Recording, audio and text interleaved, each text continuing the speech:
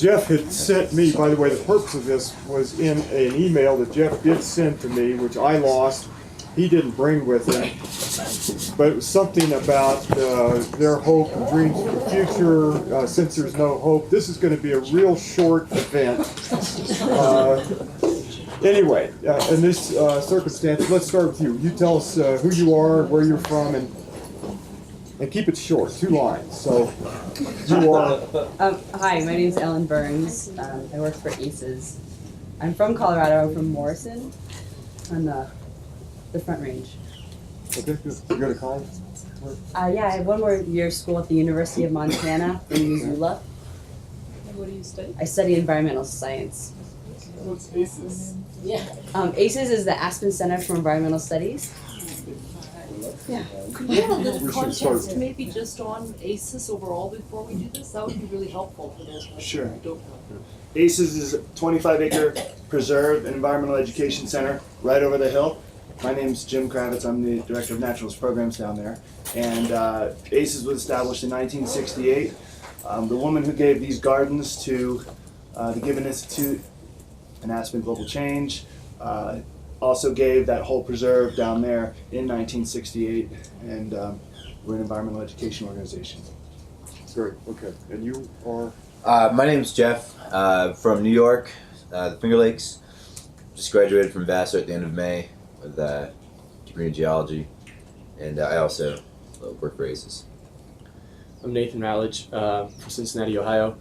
Graduated a couple years ago from the University of Georgia in anthropology and environmental ethics, and have been with ACES since the last winter. My name is Marta, and I'm from Portland, Oregon.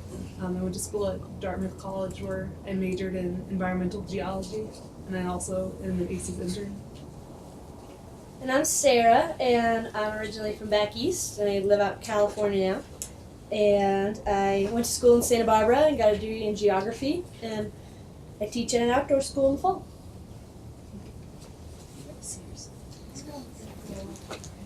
All right, great. Really nice to have you here. Thanks for being here. Since you've got to be out of here in 50 minutes, let's open the floor, if that's all right, to, and I think this is for anybody that wants to weigh in. Yeah. Could I just ask the 2 ladies to go join the rest of them? If you Okay. have space up there. I I just to- can't see you. I have to go to work in Okay. a little while, All right, then fine. so I gotta run out, but All right. okay.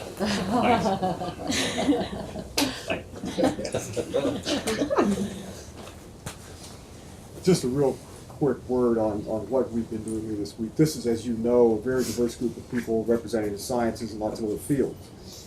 And the gathering, maybe Jeff should speak more to this, but the gathering has been about how do we communicate critically important science to a public that is skeptical, tuned out, maybe not very scientifically literate.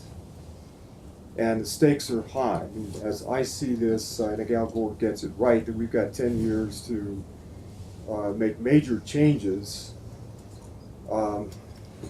And so we kind of hang at it, but we're at that choice point in civilization. There's a lot at stake. So that's what we've been kicking around from lots of different perspectives this week. So let's open the floor. What are your ambitions for the future? How do you see the future? What are your hopes and dreams, if we remember the wording of that memo correctly? And is there any despair that you're feeling about the future? We do therapy too, so we're a full service crowd.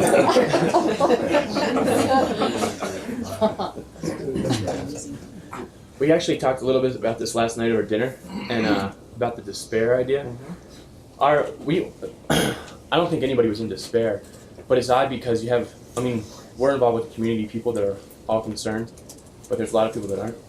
And so we were saying that, the biggest thing for our generation, I think, is in order to induce change, is one of the biggest things is to kind of promote change through the marketplace, for our generation to really take over kind of the green industries.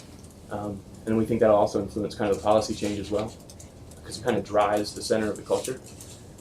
So we thought that was one of the biggest issues that's not being addressed kind of outside of just the environmental circle. So. I think that's definitely true. Also, is it's very important to think, large scale, corporate sort of way of changing. But I think a part of the problem that society isn't necessarily buying into this yet is the fact that it's been proposed to us and propaganded to us sort of in a way that's much too unfamiliar to us. It's, sea levels are going to raise by 20 feet, Manhattan's going to be underwater, and so people in California maybe don't relate to that. And I think, in addition to what Nathan just said, is bringing it to people in an individual sense. Saying, to the farmer in the Midwest, or to somebody here or somebody there, it's sort of trying to make that more real life to them, something that they can relate to a little bit more than something so, I don't know, foreign, I guess. Yeah, and then along with what Jeff is saying, I think it's also important, like, as we're giving them this information about what's going on with global climate change, to instill a sense of power in them so that they can make a difference, that each person is able to do something, because it seems like a lot of the media right now is focused on the negative sides of things, because it is very negative, but at the same time there are things that we can do to help change things and to like make them really simplified so that every person out there realizes that they can make a difference in terms of what they do every day. Can you elaborate and say what would be empowering to you? Just a sense of, while there is this despair out there and like it is a big problem, we can do something to fix the problem. Like, it's not just going to be this overwhelming the earth is going to end kind of sense, which I feel is sometimes the message that ends up being the primary focus. Like the end of the world, like Al Gore's movie, was very daunting and whatnot. And while I think it was a very important message, I also think that a sense of hope is really important as well. Now, what is important as well? I'm sorry. A really strong sense of hope that there is a possibility to change, because I think without that sense of hope, it's easy to sort of just get caught up in the idea that no matter what I do, it's going to end up being this big catastrophe. Jeff, I wanted to follow on what you said. So if people don't feel attached to anything but their regional setting, in other words, if Californians can't resonate with New York, how about the globe? I mean, it's even an even deeper, larger step. Yeah, and that's that's just extension of what I'm trying to say, and I guess it's really, I don't know the best way to do it or how to do it. I don't know, because I myself don't know exactly all of the the effects and everything that can be expected to happen. But I think that really, to get people to say, well, wow, this is something that I need to either change my behavior or need to change my lifestyle, to make people say that and realize that they really need to understand that, well, in 10 years, this plane that I have here that I'm farming, or this ski mountain that I have here that I'm running and making a huge profit off of, or something like that. They need to realize, well, in 10 years that may not be here. My livelihood, depends on that. My, my success, my family depends on that sort of thing. And I think reaching out and getting people to realize that, okay, yeah, there are some really huge things that are going to happen, like sea levels may rise, things like that. But there's a lot of smaller things that are going to be happening that are going to be affecting every single person in a different way. And I don't think people realize that, because we're pumping, this information that, sort of is trying to blanket the whole society. Yeah, I think it's tough to get people to appreciate, the global spectrum if they can't see it on the local level first. It's much more easy to make a connection with the place that you live rather than trying to, get the grander scope. Just like in Aspen, people you hear people start talking about, well, the ski industry might not be here in a century or 50 years or whatever. That's kind of a more tangible thing for people to be like, wow, this is really a problem. But that's nobody's fault. It's much easier for us to try and get everybody into this by saying, well, look at this huge problem that we have. So that's to get everybody to say, wow, we have to sort of shock them with that, like, global sea level change, sort of things like that. But then I think it needs to be taken a step further, I guess is what I'm saying, is it needs to go a step further to a more individual level. Hey, the five of you have a group of adults, varied ages and backgrounds and skills, we're the generation about to move off the stage to make room for you all. Some of us are closer to the edge of that stage. I'm not feeling very well this morning. What do you want from us? We're representative of the generation, probably ranging from, I guess, 40 to 70 or so here. What would you want from our generation? What should we do? What I was going to say to the other question, and also this fits as well, is the way that I imagine teaching, and I usually teach kids, like 5th and 6th graders, and what I try to do is empowerment, and for any kind of change, you have to make sure that you know that you're worth being cared about, and then you can start to care about other things. So, beyond teaching about the environment, you go and you talk to one kid, and you work with them and ask them how their day is going every day, and how they're doing, and what have they learned today, and then once they realize they are cared about, then they can realize that they're worth being cared about and can start to care about themselves. And then long down the line from there, they can start to care about something else, which is really important to me, that children understand that they are worth being cared about, and that every single kid has their own personality and their own drive and their own motivation. And then down the road, if I want to curve that into saving the planet, I will definitely want to do that. But long before that, I want to make sure every kid knows. And even though we're of a different generation, I suppose, there's no reason for you guys to stop doing that kind of thing. Everybody talks about that. I don't know what it's like to be your age, but and I don't know what it's like to be your age and you have a lot to do, but you have grandkids or nieces and nephews or what have you. But it's still really important. And the other thing is, I don't think that our culture particularly has a lot of wisdom from the elders, huge respect, and I think that's really important too. So if you guys step off, then those kids aren't going to have you for that. So keep doing it. Join us. Don't give it to us. I don't know. That's right. Well, there's a challenge. Let me ask you a question. This is not about the grief for the planet. It's about the grief about your education, your educational experience. We have a couple scientists, one of which I know real well, who spent about 40 years looking at graphs for 40 years, watching patterns.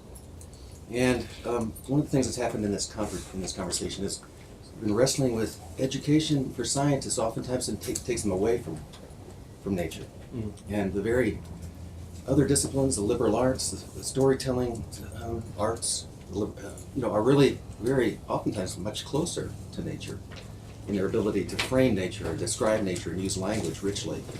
Just wondering, in your own experience of becoming scientists, do you feel any how do you wrestle with that in terms of the experience of knowing that this is required of you to take these tests to find out what the little unknowns are in those test tubes, and on the other hand know that that's not getting you closer to a leaf necessarily, or to some real experience of that, or is that? Well, it's kind of Reflecting on our own experiences? Yeah, your education. Oh, okay. I feel very fortunate, and I maybe shouldn't be answering this question, but I feel very fortunate in my own education and experience at Vassar, in a way that we were presented, or not presented, but taken through the steps, the scientific method and that sort of thing, but also stress the liberal arts side of it. So we would be in the lab, do experiments, do all these sorts of things, but then also go out into the field, walk around, find this, find that, put that into practice. And so, I for us, for myself, and I can't speak for everybody, I feel as though, I was still very connected with the outdoors. And I don't know if that's just, the way that maybe science education should be, is, forget the lab, or do those parts, but also go out and, go out into the field and take samples, take measurements, take, an ID book with you and try and figure out why, these trees are here, or... Yeah, mine was kind of the same way. I don't know. At Georgia, they have a really great environmental ethics program. So they get, scientists from all different backgrounds, whether it's crop and soil scientist or, more of a social scientist. And they try and, create a pretty good dialogue. So you're always taking these nature walks, with these guys who are just, incredible at analyzing, why, certain plants grow in this soil acidity and that sort of thing. It gives you a whole new perspective. And so then I think that creates that, kind of just that really deep interest when you get back and do like the more academic parts of it. And so being out of school for a few years, I think it's, become almost more important to do that sort of thing, to stay out there and be involved. But I don't know, maybe I've just had a really lucky experience. That's what I was I thinking. feel pretty much very similar. Like I think being like geology and like geography majors, like focused on the environmental side of things, we're really fortunate to be able to have those opportunities to always get outside. Unlike perhaps the chemistry major who might always be stuck in the lab, squirting out their chemicals. I was very fortunate to be able to do field work up in Alaska. Do we have any chemists here? I feel very fortunate to be able to have the opportunity to do field work in Alaska and whatnot for my thesis, and then always have that sort of comfort blanket knowing that my advisor was back there just an email away if I was ever to have some big catastrophe, but just to have that experience of getting outside on my own, doing my own research, and then being able to go back to school and just really take advantage of the resources that I had back there in the support network. And I think just because we are all focused on the environment before we even got to college, that we were able to seize those opportunities a little bit more than someone else who wasn't. Yeah, I was going to say that I was a geography major all through college, but I didn't really get into environmental stuff until the last 6 months of college. I was doing something totally different. And I talked to Jim yesterday about grad school and grappling with why? What am I gonna do? I just kind of want to be outside. So I don't have this. I don't know. I kind of have therapy. Thanks. I kind of have this interest in being inside and learning a lot more and then bringing it back outside. But I kind of just want to stay outside. So you need therapy. Just lie down here. It's still in me to want to be outside. Basically, I didn't come into college thinking all this. So let me ask a question here. For your generation, is it going to be more important or important at all, or do you compute if I say you'll need to love nature or just study? Is it a matter of affection or? I think it's important to have some sort of sense of appreciation. I don't know that it necessarily has to be some big confounding love where you just want to go out and be outside all the time. But I definitely think an appreciation needs to be established at some level in order to foster stewardship later on. So you'd be happy, say, squirting chemicals indoors or something like that, not being outdoors. Yeah. I think as long as you have some sort of sense of appreciation and have been outside, I think definitely the getting outside part is a big part of it. But even if you're not doing that all the time, or if you don't have some big overwhelming love to go climb to the top of some mountain, as long as some sense of appreciation is there, the stewardship will naturally follow. If you don't have the right knowledge, if you have a lot of caring and you want to do so much good, if you don't have the right knowledge, you might make huge mistakes in the thought that your heart is going out there. So that's an argument for you going to grad school. But okay. Yes. Did you say that again? Yeah. In thinking about nature, you have to have a huge amount of caring in your heart. But if you don't have the knowledge in your head, something's going to be missing. So as much knowledge as you want to pour into kids, you've got to have the heart too. So if you have enough knowledge, you don't do what you know about, you do what you care about. So you got to have the caring. But if you don't have the knowledge to go with it, you might screw something up. Yeah, no matter what conviction it is, whether it's oh, this place is so beautiful, or wow, just wonder of how the systems work. I think that's one thing that's missing from a lot of contemporary America. I think is we give these ski tours in the winter. We're up on top of Aspen Mountain, and it's just about the most beautiful place in the world, right? 360-degree views of just these amazing peaks all around you. And you're supposed to give all this great information the whole time to these people. But really, you could just walk around for 2 hours, and they are so happy to be out there. They walk away with this sense of grandeur and awe.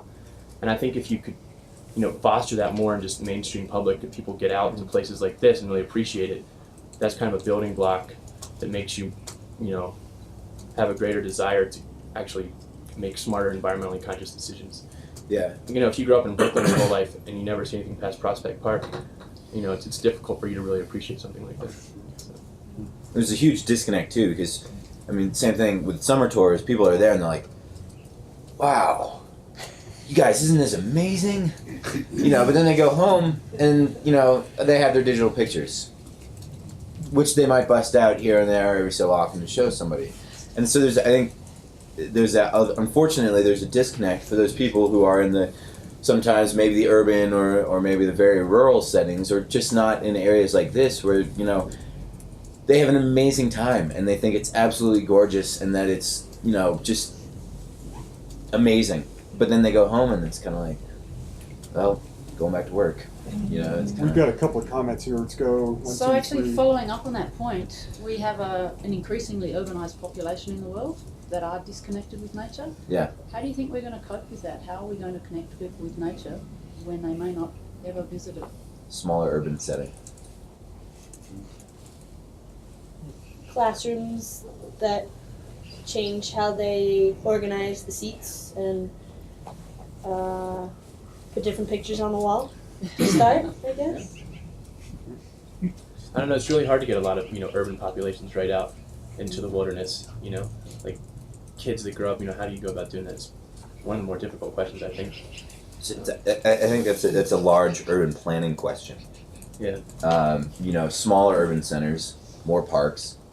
You know, maybe that doesn't mean we have these huge, you know, mega cities like New York City, Baltimore, Boston. You know, these big sort of urban corridors. But I think, you know, make them smaller. Make more green space. You know, if that means that, you know, these cities become, you know, fractions or of what they were, then so be it. You know, there's a greater problem than, you know, this huge urban mega complex that I don't think is always the most important.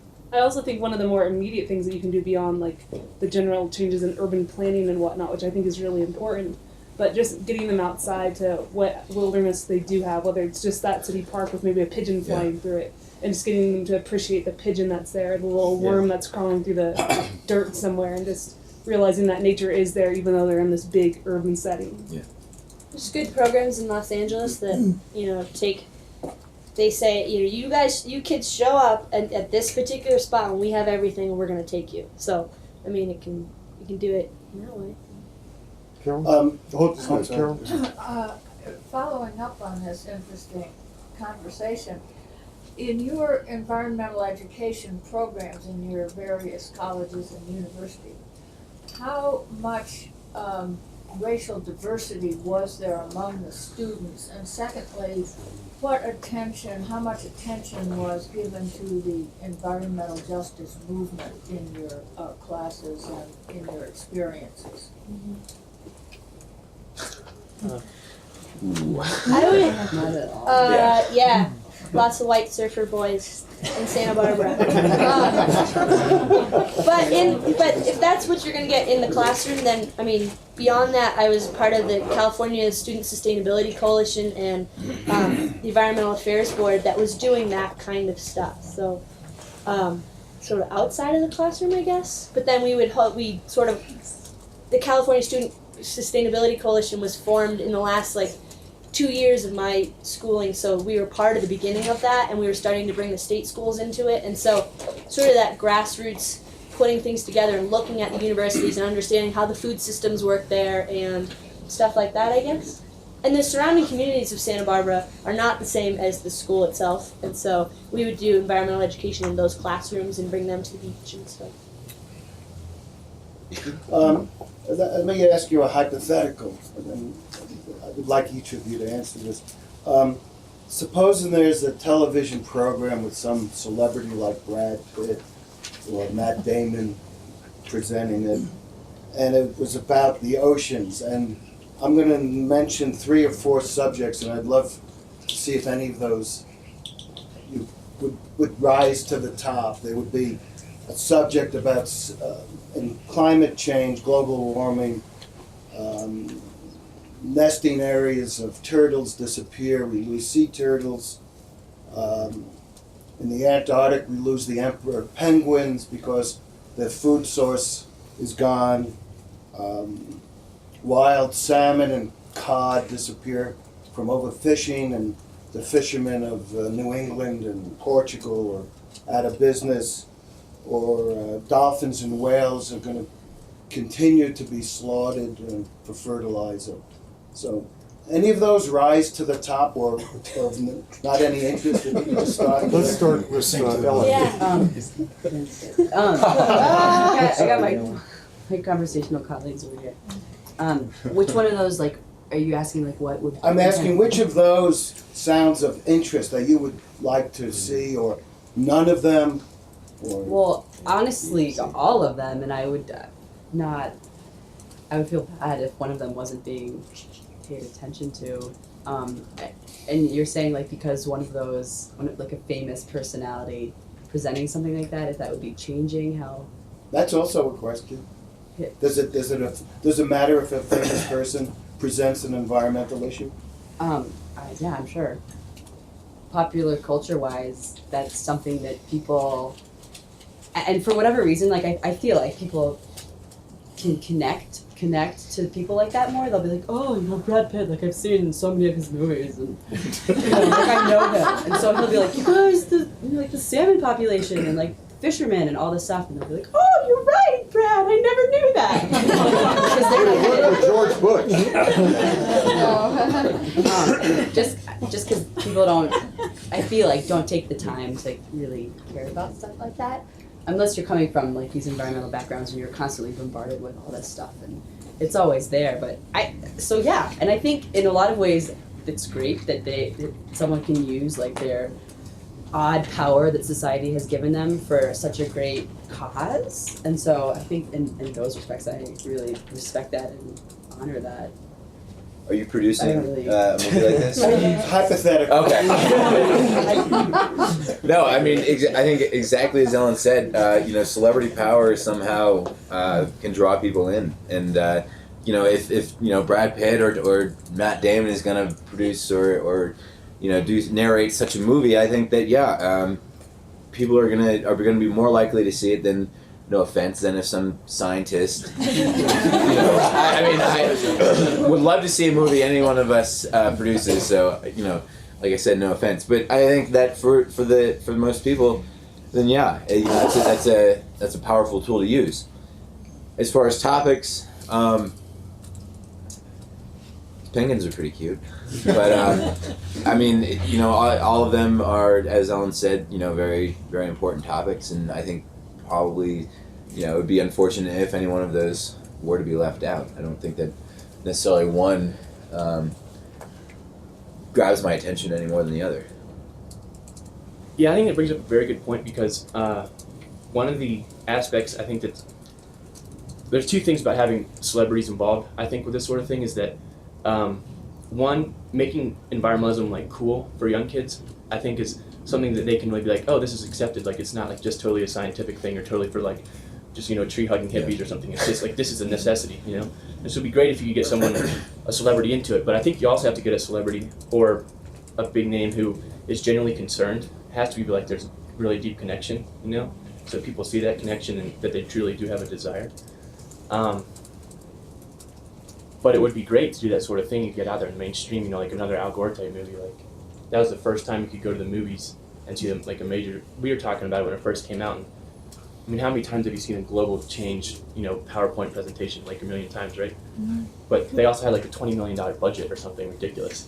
And to see that on that level gives you a whole new perspective. I don't know. It could be really powerful, but you definitely need to show that there is a genuine connection between who's involved and what they're saying. Yeah, I mean, you can definitely go the wrong way with it. Yeah. Al Gore versus, the day after tomorrow, I think is you go one way or the other. Marcy, what about you? Yeah, I also agree that having like a big name on some sort of media like that is definitely going to really reach out to the widest spectrum of the population, just because, the little kid sitting in some classrooms and be like, oh, there's Brad Pitt, I really like him, or something like that. And I think in terms of the topic, it doesn't really matter, because what's important is that whatever topic you choose, as long as it's genuinely founded in like environmental, like trying to promote stewardship and whatnot, it's going to start to foster the seeds of change that are necessary to reach out to all of those other topics that you didn't necessarily focus on in whatever movie or whatever you're doing decided to focus on, because eventually those will get tackled as well, as long as the message is good and strong and sound. Do you okay. While you were saying those topics, I was thinking that I love David Attenborough, first of all, but for the ocean stuff.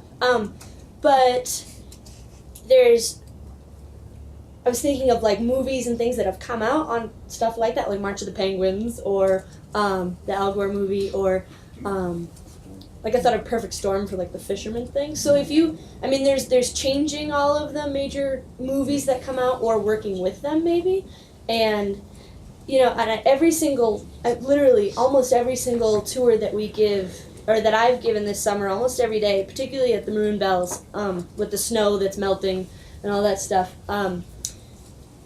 Everybody always asks, well, what do you think about, the place warming and global change and stuff like that? And it's very often they're just wanting to they seem to just want my opinion on it or something, which, it's kind of interesting. But really, everybody keeps asking about it. And these are very general people just on vacation, hanging out, and have heard and are interested. And so something is going right. Like, it's getting out there, and Brad Pitt isn't in it yet. But, I'm just saying, the movie wasn't Brad Pitt, I guess. But I think it could help, but I think it's working already as well, a little bit. Let's start with you. It's a wonderful sense of enthusiasm that all of you are communicating. And if you were just to imagine, let's say, a scale with hope on one side and pessimism on the other, could each of you speak to your own feelings about the problems that the Earth faces today and your own involvement with them? No one want to start? Sure. Well, honestly, it's like spending the past 4 years in school learning about environmental science, pessimism kind of comes with that territory, and it's a really downer topic, and it's so draining to go to school every day and be like, oh, let's learn about another thing that we've messed up, and then how are we going to change this? And it's such a huge, it's such a broad field to begin with, but just to sit down and try to think about how to solve these issues is quite a daunting task. So then, because of that, because it is such this heavy topic, then you kind of have to become really optimistic about all of it. And so, as a result, I feel like I'm kind of an optimistic person in general, but just learning the things that I have learned, you get to a point and you just have to say, okay, well, you know what? I recognize the things that are going on. And personally, they're just things that you have to do to make yourself feel better about all of that. And so I have my little my quirks, if you will, that I do for environmental whatever that make me feel better, that then allow me to kind of cope with that. And then I feel like I'm more able to go out and can properly begin to tackle all these big topics. And so of course I'll recycle, and I try not to use plastics much, and I try to buy locally as much as I can and things like that. And that kind of keeps me at ease, so then I can keep my mind clear and go out in the world theoretically and do what needs to be done. Can I go? I have to go get the bus. Go. I was going to say that it sort of depends on where I am and who I meet, I suppose. People who are really optimistic help me be optimistic about it, and teachers that you have who are optimistic are great role models, I think. But at the same time, I've definitely given up on having kids 2 or 3 times. Just why? Why put kids through that? Or something like that. So I've definitely felt both directions on being optimistic. More often, I think I'm optimistic. Just because I really just probably because kids are yay! I just love to hang out with kids, and they have this. They're naive, but also they haven't been jaded by all the things that we talk about yet. So that makes me happy. But I'm gonna go catch the bus. Sarah, thank you very much for being part of this. Marcia, you want to pick up on that? I feel like sometimes I have almost this bipolar sense about things, where most of the time I'm going along feeling really hopeful and thinking that things can change, things will be all right in the future. and then all of a sudden I feel like I just get overwhelmed with all this really pessimistic information, and then all of a sudden that pessimism just overwhelms me, and so I just shoot to the opposite side of the spectrum, and I'm just like, oh no, I feel completely overwhelmed by all of this information. And then I'll talk to someone like Sarah was saying, like an old advisor or whatnot back at school, and they'll sort of lift my spirits once again, and I'll be going along in that sort of more hopeful sense. And so I think just by getting out there and continuing to really try to get the message out there to the general public that there is hope, and that yes, there are these problems, but there's definitely something that we can do about them, is probably the best way to really go about doing things, and trying to sort of keep that negative side of the bipolarness down as much as possible is important. But it's also sort of a necessary evil, just because it does force change as well, because it is very negative, and realizing that it is negative is going to be one way to sort of get the change to occur. Jason? I asked a friend this question last night, and I was like, what right now is your biggest concern? Because it's kind of a depressing time a little bit with the war in Lebanon and the Mideast and Iraq and everything. And what's your biggest? Is it global warming or biodiversity loss or our dependence on foreign oil or terrorism or what's going on? And he had a really interesting perspective. He said, I think the most frightening thing is that at some level they're all connected. And I think that's, I hadn't thought of that, but it was a good answer, I thought. And I think that creates you even more, well, you're like, wow, and you really get down the dumps for a second.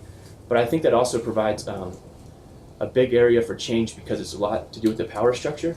And so, at the same time, as depressing as that can be, it also can be a great sense of optimism, because you can change such big issues at one point in time.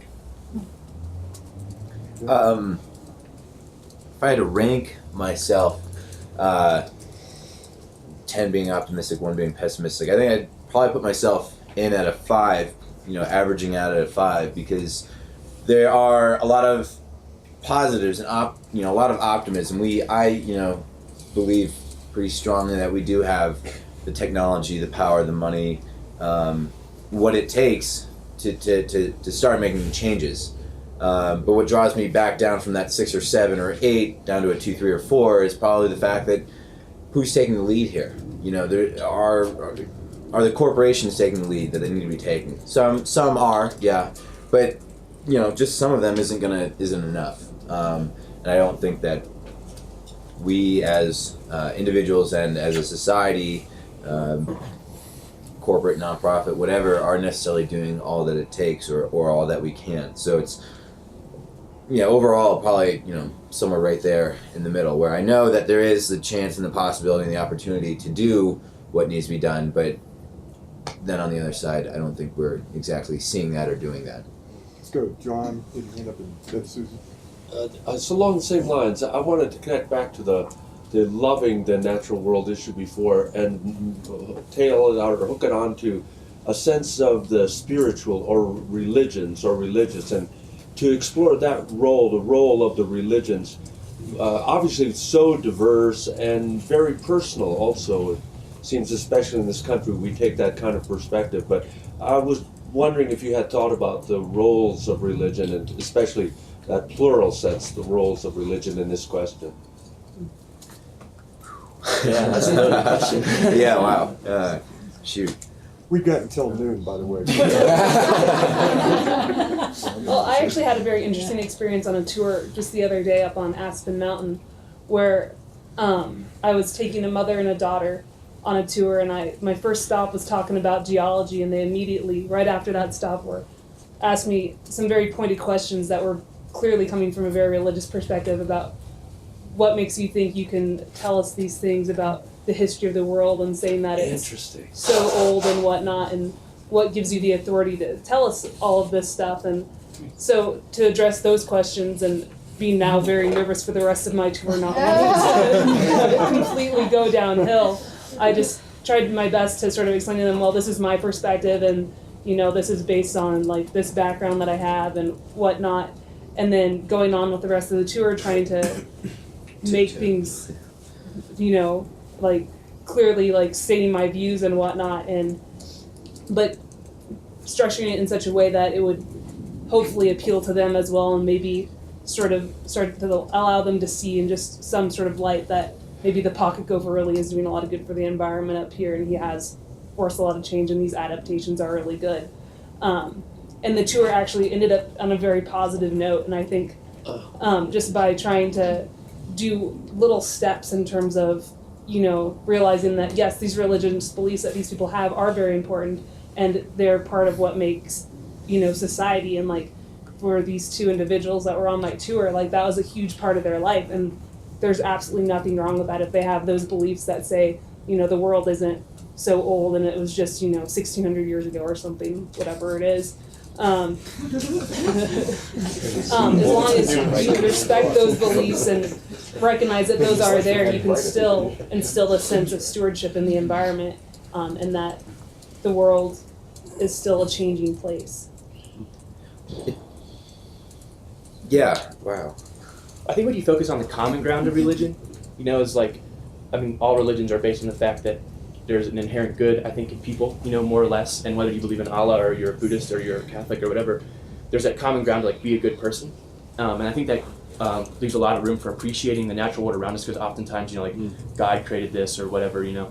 But I think a lot of times in modern culture, instead of focusing on the common ground of religion, people focus on like the diversity in the religion, you know, whether it's nitpicking between various aspects of Christianity or like Sunni Shiite type differences.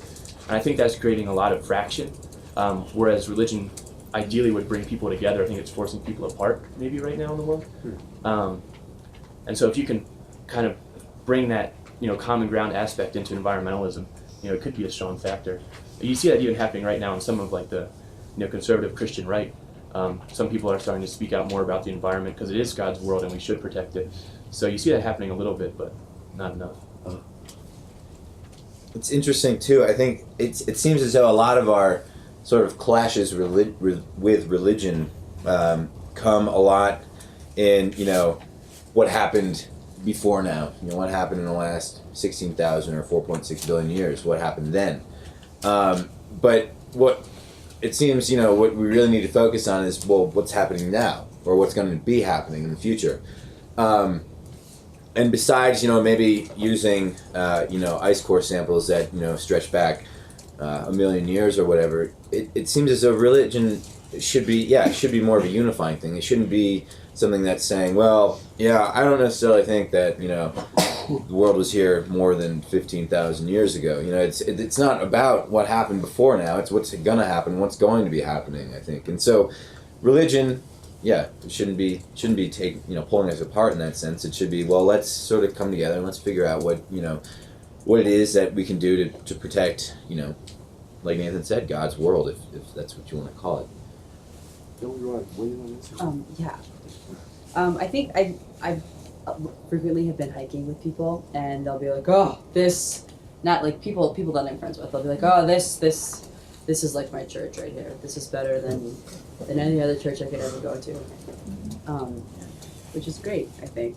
And it's, so I like wilderness, nature in general has this obvious, very spiritual thing for a lot of people.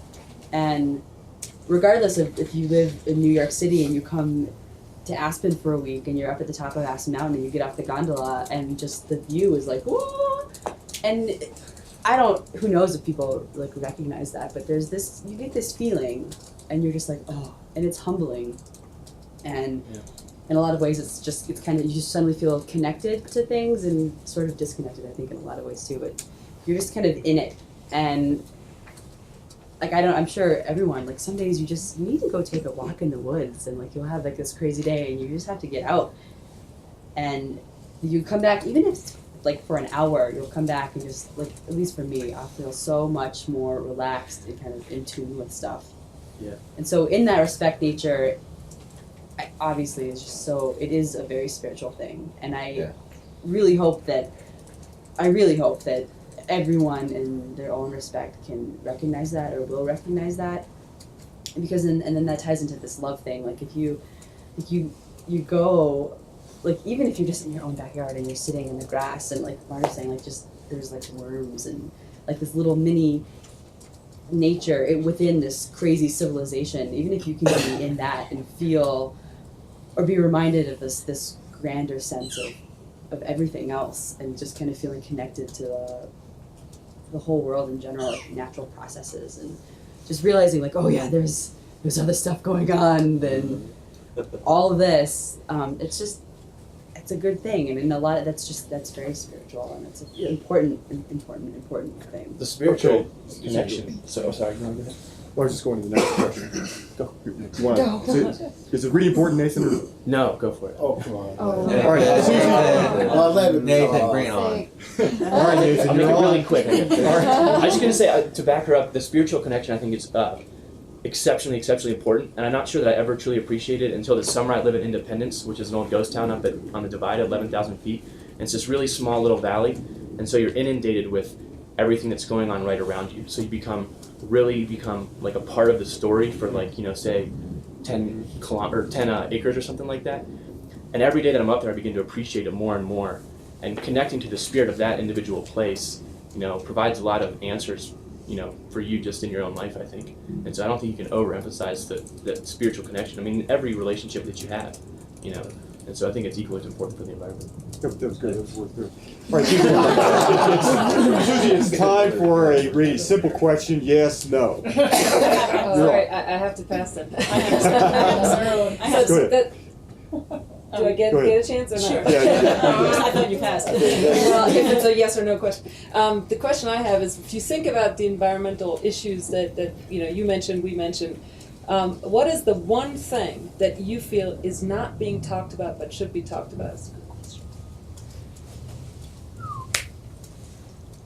I don't think you can present environmentalism as an option anymore. In the media, it's too often, 99.9% of all scientists agree that global change. You need to get over that. Like, it is the reason. The media should no longer. That's the one thing. Don't present people as an option. Like, the necessity and the only option is to be more environmentally conscious. There's not a reason to debate that anymore. I'm going to go back to sort of the disconnect between the real life or the normal life or whatever you want to call it for most people from the natural world. Just their sort of disconnect. They're not. I don't want to say this.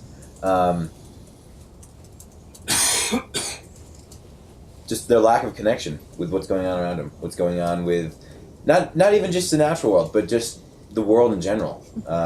That's not necessarily an entirely environmental issue, but it's at the root of the problem. I think is that there's a huge disconnect between my daily life in the city or on the farm and what's going on across the sea.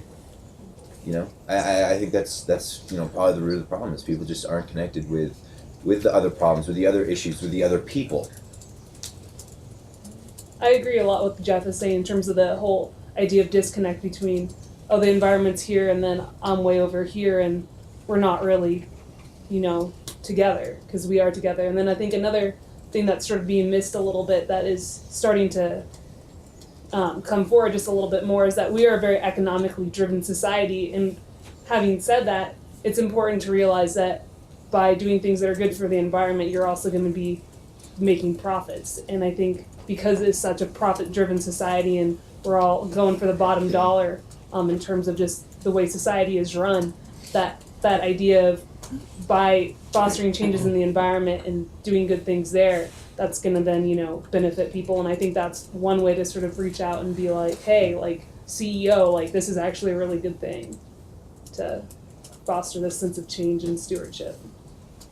My biggest issue is there's a huge stigma with environmentalism, and I cannot count the times that I've been called a tree hugging hippie for studying environmental studies. Like, people are like, oh, you, which is whatever. Like, it's fine. It doesn't bother me or anything. But there's just people don't think of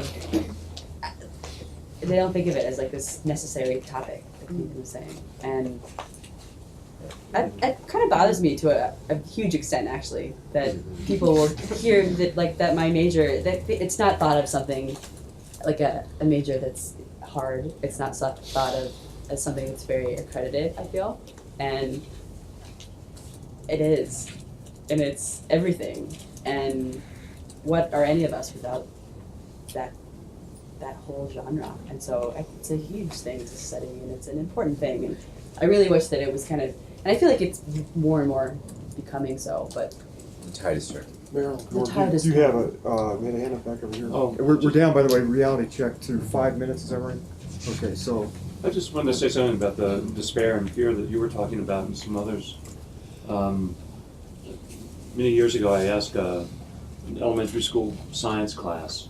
I just talked with them, and one of the things we were talking about was fear and how they dealt with it and how they saw the world and so on. And when I was asking about fear, the story came up. One girl said, "Well, if I'm out in nature or something like that, and there's a thunderstorm, and it started to lightning, I'd look to my parents, and if they were scared, then I'd be scared. If they were okay, I'd feel all right. I'd feel secure." And I think that it's like what Sarah was talking about too, the importance of the relationship and attachment, and so we're talking about generations and how do people look toward our generation. But I think it's also not just sort of parents, children. I think we all look to each other to both to evaluate our fear and to we all look to some other person or other people, and it's vital. I mean, we can't leave that out of the equation. The other is that we look to people to help manage our emotions. This is a psychological perspective.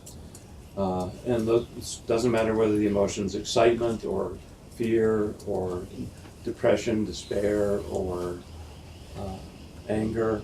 We all struggle with some emotion.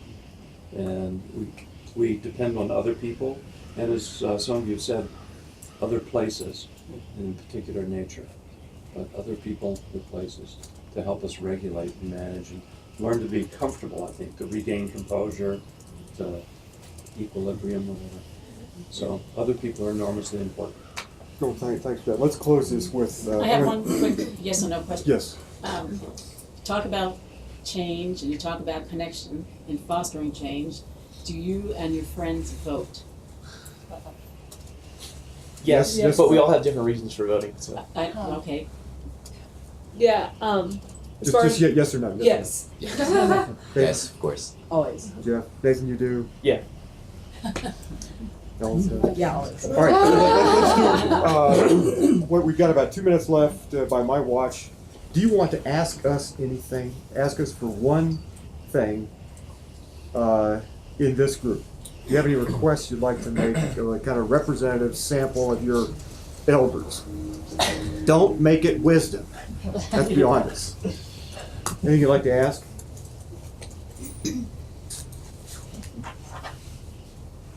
I think the one request would be to, since you guys are much more part of the power structure than we are, as a 24. We are the power structure.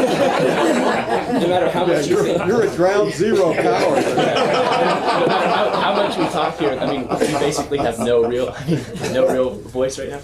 But I think the biggest thing Jeff, is that show them the levers. The strings. as much as you can help us, these ideas segue into the mainstream power structure of America. I think that's one of the biggest things that you can do for our generation growing up. It's good. Yeah. Just because, I mean, you guys aren't done yet either, so. Yeah, I mean, maybe the brunt of the weight and the responsibility and everything is falling on us, but you guys still aren't done yet, I don't think. And that's a relief. I know we talked about early retirement being out the window, so, but, I mean, because there are still changes that the older generations can still make. I mean, you guys obviously still have a tremendous amount of influence and power. I don't, maybe not the right word, but and with that, I think there's a lot of changes that can still be made with what you guys can still do, and I wouldn't say that just because we're starting to we are becoming the up and coming generation or the ones that are going to be dealing with this, that we the responsibility is not on you guys anymore. I think that's completely wrong. I think that you guys, as much as it might be unfortunate, you guys still have I mean, you know, I don't know. You better stop right Sorry. And also just as like the gauntlet is slowly being passed on to us, just to continue to foster that sense of hope and that yes, this is a really despairing situation, but that there is a sense of hope. And I think the best way for you guys to do that is just by continuing to set a good example for just everyone that's out there, just through your actions and what you're doing and what you're focusing your main stresses on, and just continuing that sense of that it is possible to make this change and that it's not completely hopeless, that there is that sense that something can be done. And the last word from Ellen. Thanks for having us, first of all. Yeah. And I think I don't have a question to ask you.